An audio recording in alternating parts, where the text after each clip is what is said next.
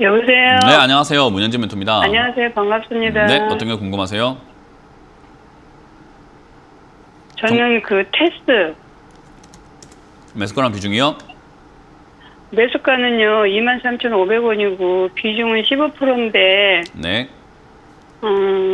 가지고 있어도 괜찮은 회사인지 갖고 있으면 그 가격대까지 올까요?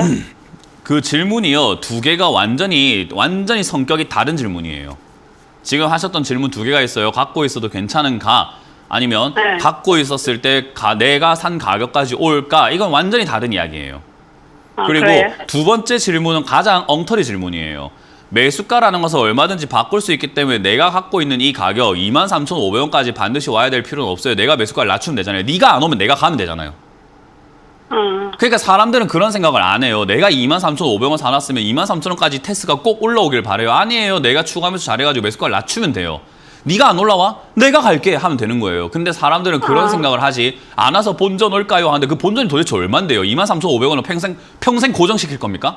아니잖아요. 그죠? 그러니까 네. 두 번째 질문은 엉터리가 될 수밖에 없는 거고, 첫 번째 질문, 괜찮은 기업인가라고 했을 때 이건 평생 가져가도 괜찮은 기업입니다.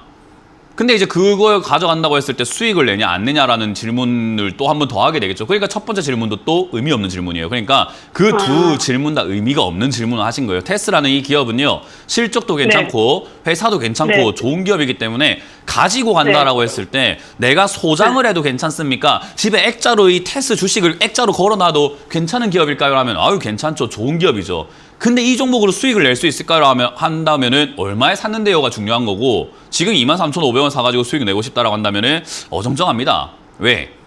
이 종목은 저 아랫자리에서 저 윗자리까지 열려있는 종목이잖아요. 10,000원에서부터 40,000원까지 열려있는데 23,500원이면 날 수도 있을 것 같고 안 날 수도 있을 것 같은 딱 그냥 어정쩡한 가격 아닙니까? 그죠? 가격이 비싼 것도 아니고 싼 것도 아닌 딱 중간 가격에 사신 거잖아요. 10,000원에서 40,000원까지 왔다 갔다 이렇게 하고 있는 종목을 20,000원대 사셨는데. 네, 그러네요. 그러니까 이걸 수익을 낼 수 있습니까? 하면은 시세가 나와서 올라오면 수익 나겠네요. 그럼 손실 날까요? 10,000원까지 떨어지는 그 시기에 팔면 손실 나겠네요. 그러니까 이렇게 어정쩡한 네 맛도 내 맛도 아닌 상담을 할 수밖에 없는 질문을 하시는 거예요. 이해가 네. 되셨어요? 그럼 그런 네. 엉터리 질문을 빼놓고 우리가 생각해보자는 거죠. 테스라는 이 기업을 가져갔을 때 수익을 지금 내가 내려면 뭘 해야 할까가 중요한 거예요. 가만히 있으면 수익이 날까가 아니라 내가 이제 앞으로 이게 어떻게 움직이냐에 따라서 내가 뭐 해야지 수익을 낼 수 있을까요가 좋은 질문이라는 거예요. 이해가 되세요? 네네. 그러니까 이 종목이 어디까지 빠지난 중요하지 않아요. 빠졌을 때 내가 추가 매수해서 매수가를 바꾸면 된다, 아니면 고정시켜야 된다?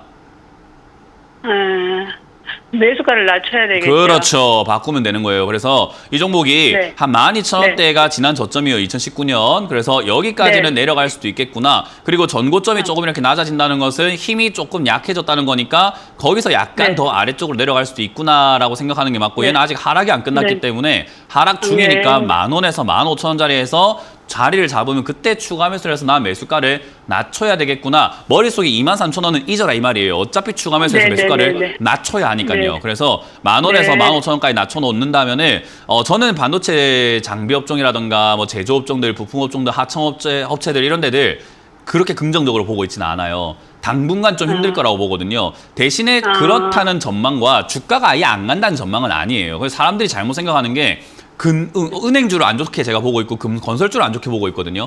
근데 만약에 오늘 주가가 급등 나오면 네 은행주랑 건설주 안 좋다며 이러면서 사람들이 막 이야기를 해요. 저는 그렇게 이야기를 하죠. 안 좋기 때문에 장기로 가져가는 건 별론데 주가는 어차피 움직인다라는 건데, 그런 리스크가 있는 자리에서 저는 수익 내고 싶지 않은 거예요. 그러면은 테스라는 기업도 저는 그렇게 보는 거죠. 장기로 보면은 좀 고생할 것 같아요. 근데 단기적으로는 이렇게 죽지는 않을 겁니다. 반등하면 주고 빠질 가능성이 높기 때문에 밑으로 내려왔을 때 추가 매수하면 올라올 때 팔고 나올 수 있는 그런 위치가 될 거라는 거죠.